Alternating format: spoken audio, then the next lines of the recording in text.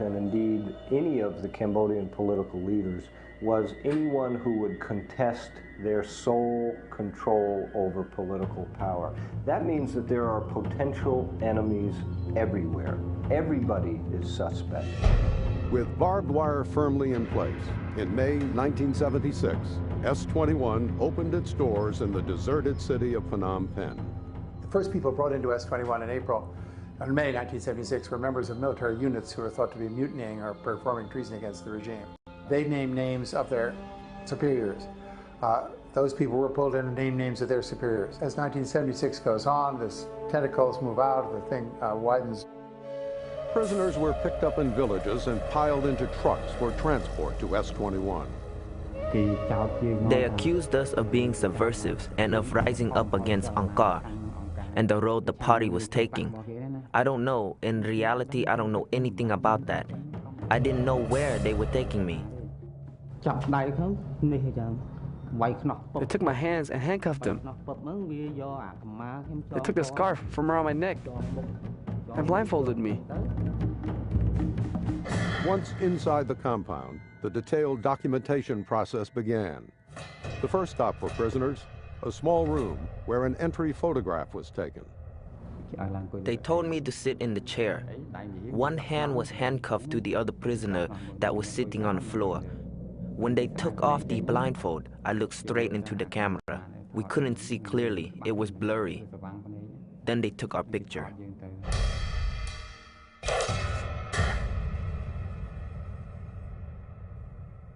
Behind the lens was S-21's chief photographer. Nam En was 16 years old when he joined the Khmer Rouge. I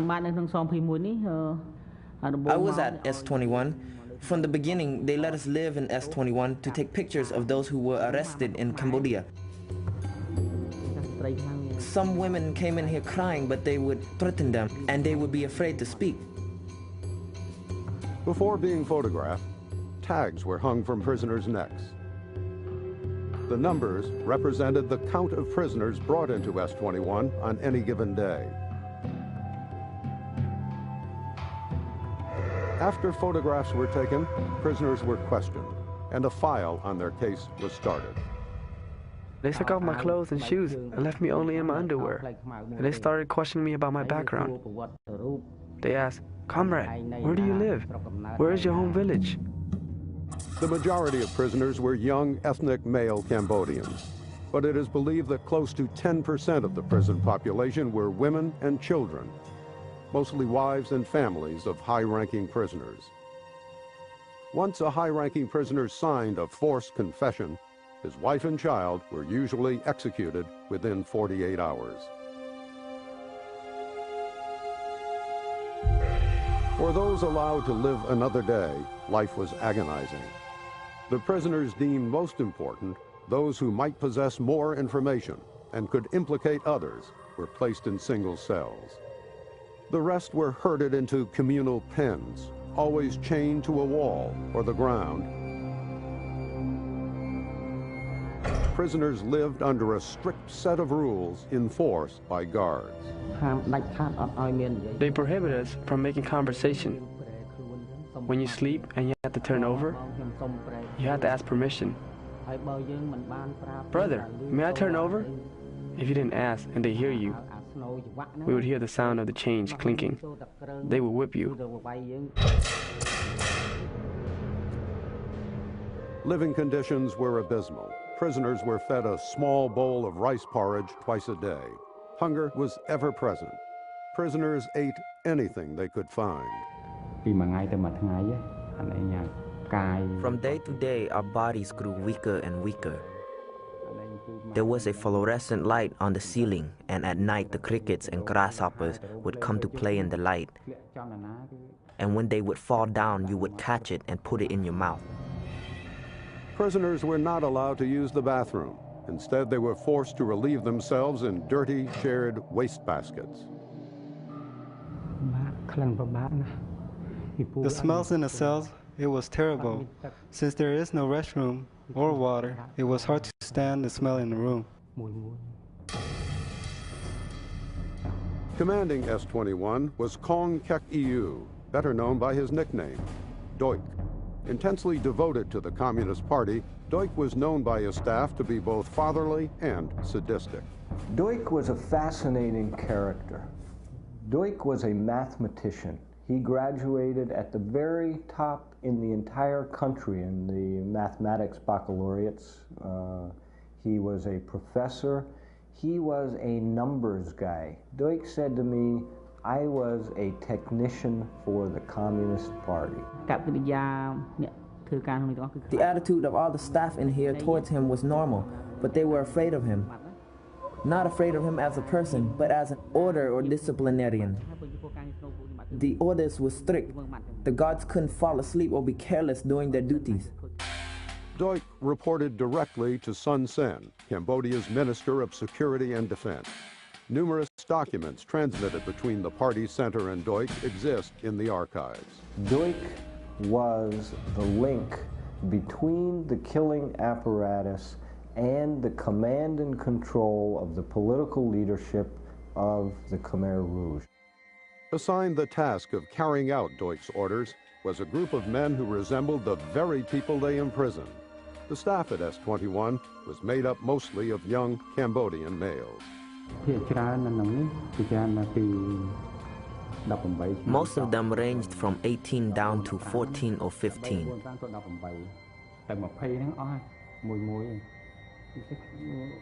They were about that high.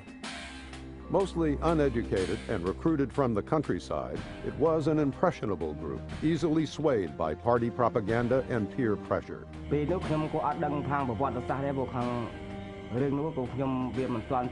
know anything about history.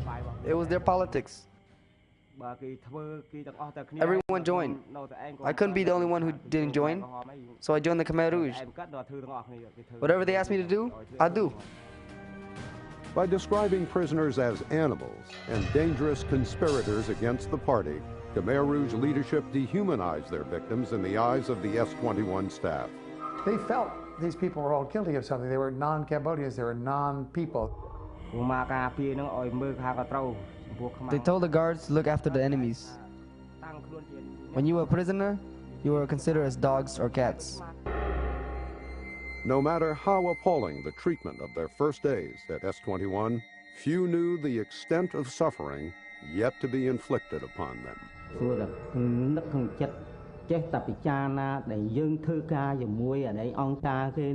I was thinking to myself, what have I done wrong with Angkar? Why did they put me in prison? And I know I've done nothing wrong. Whatever Angkar asked me to do, I'll do it. They accused me of being a traitor. It was hopeless. The only thing left was death. By 1977, the Khmer Rouge siege was well underway. Hundreds of thousands of Cambodians forced to work the rice fields were dying. For Cambodians, Khmer Rouge violence was a constant threat. You know, my sister was accused of stealing rice from the rice field. She had two little kids, and she kept denying that she did not steal, and the Khmer Rouge refused to believe. You know what they did to her to prove that my sister stole rice? They took a knife and cut her stomach to see if the rice in that stomach. So they did, and she died. Behind the concrete walls of S-21, similar acts of terror were a daily occurrence. 1 year after opening, a new wave of inmates was on its way. The second great push is in early '77. People who'd been through high school, through university, you start to get a purge of the people who know, the people who know, the people who know. The intellectuals are drawn in, are pulled into the net. After being entered into the system, most prisoners faced interrogation. Sessions were conducted 3 times a day in abandoned houses across the street from the prison. Proc Khan was one of S-21's feared interrogators. When I brought the prisoner to the room for asking questions, there was a table like the one behind me. There was a metal bar with shackles for the legs. I would lock one side and then lock the other to the table. I took a chair for the person to sit in and then started to ask them questions about their background, such as where they came from. And I wrote it all down. Why did Angkar arrest you? What did you do wrong? Interrogators grilled victims until they implicated others in crimes against Angkar, thus creating a string of traitors. And they would list, under enough pressure, everybody they'd ever known, from their family, people they knew in the party, people they worked with, people, their school teachers. Most prisoners were charged with working for one of three groups Pol Pot feared had infiltrated the party: the CIA, KGB, or the Vietnamese. They said, "You're an American. You're a traitor. You work for the CIA and the KGB, for the Vietnamese. You have to tell us the truth. How many people do you have?" I didn't work for them. I didn't even know what the CIA was. And then they pull a stick from nearby. Around me there were 5 sticks about this long. They beat until they were satisfied. You have to conclude that the leadership of the Khmer Rouge were